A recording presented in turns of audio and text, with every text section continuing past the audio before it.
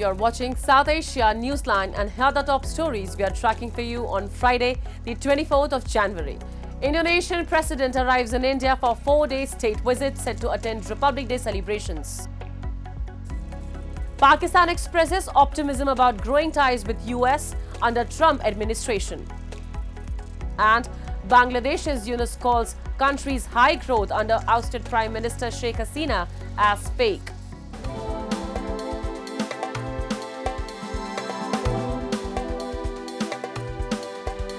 And now for all the details. Indonesian President Prabowo Subianto arrived in New Delhi on Friday for a 4-day state visit to India.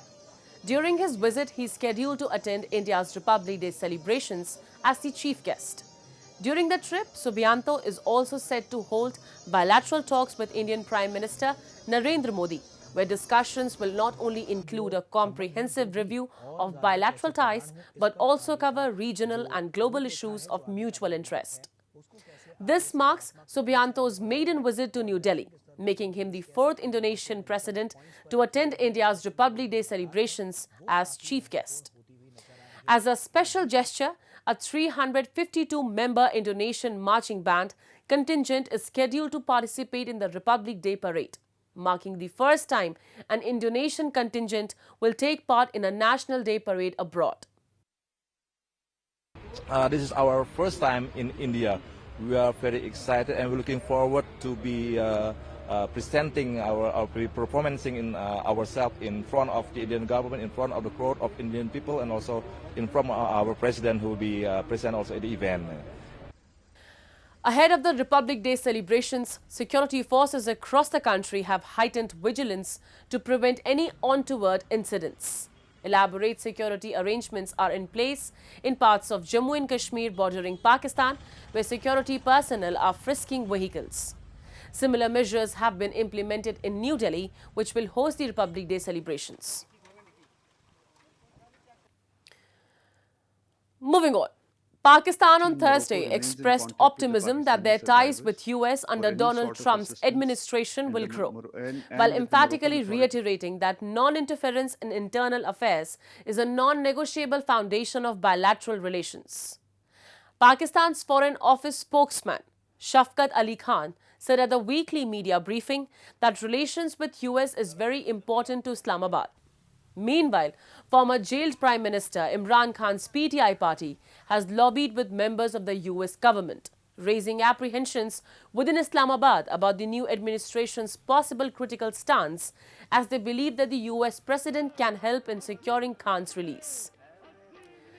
Khan has been in jail for over a year now in multiple cases. In addition, he also faces anti-terrorism charges related to the violence following his arrest in May 2023. The Trump administration's immigration ban has left hundreds of Afghan refugees in Pakistan, including those cleared for resettlement in the US, feeling betrayed and hopeless. Many have had their flights cancelled, disrupting their plans and causing emotional distress, particularly among those awaiting new lives in the US after extensive vetting. A report. The ban on immigration by Donald Trump's administration has left hundreds of Afghan refugees living in Pakistan feeling depressed and betrayed.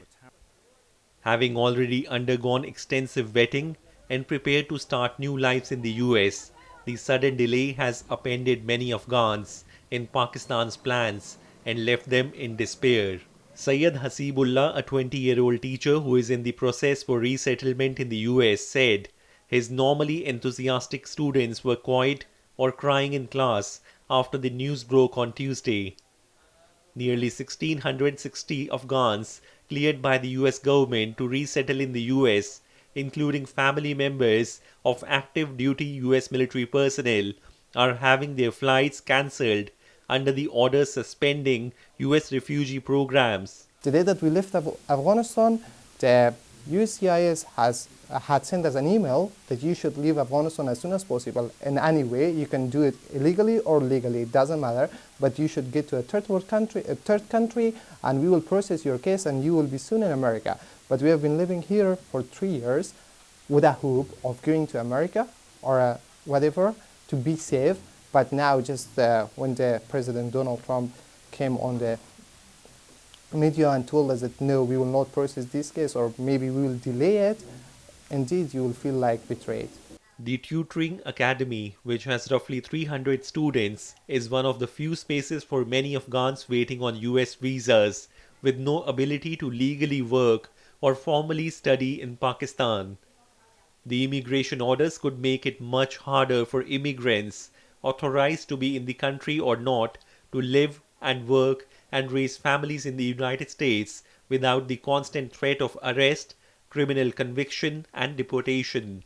I just wanted to tell them respectfully that we have helped you and now we expect help back from you. That's it. The prosecutor for the International Criminal Court in The Hague said on Thursday that he was seeking arrest warrants for 2 Taliban leaders in Afghanistan.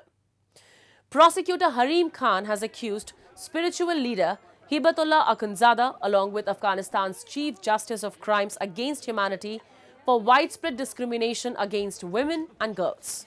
Since Kabul fell to Taliban in 2021, the regime has clamped down on women's rights, including limits to schooling, work and general independence in daily life. The women in Afghanistan are barred from most work, including pursuing secondary education and going alone in public spaces. Not only this, recently the group banned windows in rooms frequently used by women to ensure they could not be seen by men not related to them.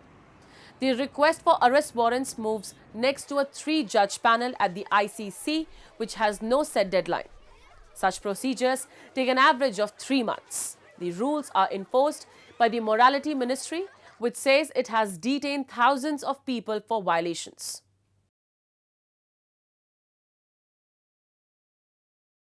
Moving on.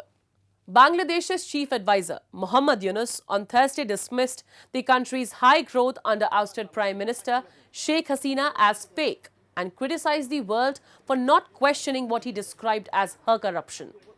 Speaking to Reuters on the sidelines of the World Economic Forum in Davos, Yunus claimed that Hasina was telling everyone how to run a country, yet no one challenged her. Calling it a failure of the global system, Yunus said the world was responsible for enabling such a situation and described Hasina's case as a lesson for the international community. While Yunus did not elaborate on why he believed the economic growth was fake, the interim government head emphasized his focus on improving the quality of life for those at the lowest levels of society. I would rather build an economy that avoids the entire concept of wealth concentration, he added. Yunus, an economist and a critic of Hasina, took charge of Bangladesh's interim government in August after Hasina fled to neighboring India following weeks of violent protests. Hasina, who governed for 15 years, has been credited with transforming the country's economy and massive garment industry. Under her leadership, annual GDP growth in the Muslim-majority nation of 170 million accelerated to nearly 8% in the 2017-18 financial year, up from about 5% when she assumed office in 2009 before the impact of COVID-19 and the war in Ukraine slowed economic progress.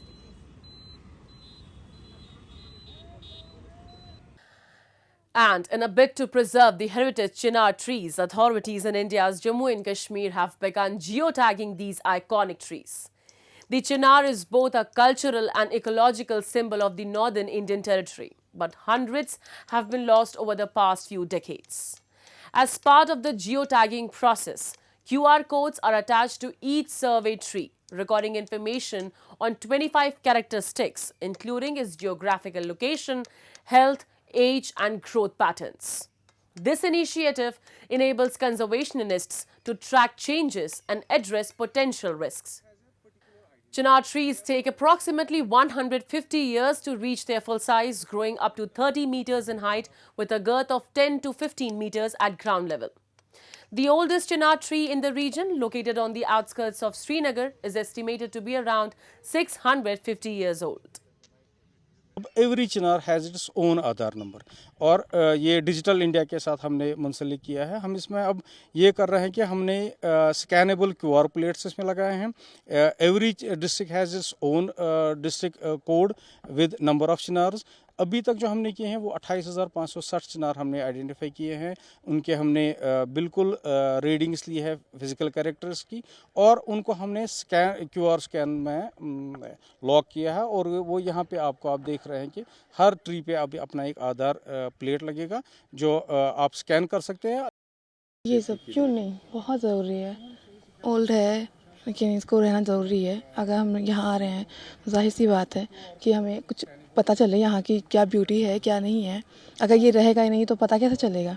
That's good and thanks. That's all in tonight's edition. We will see you same time next week. Have a great weekend. Good night.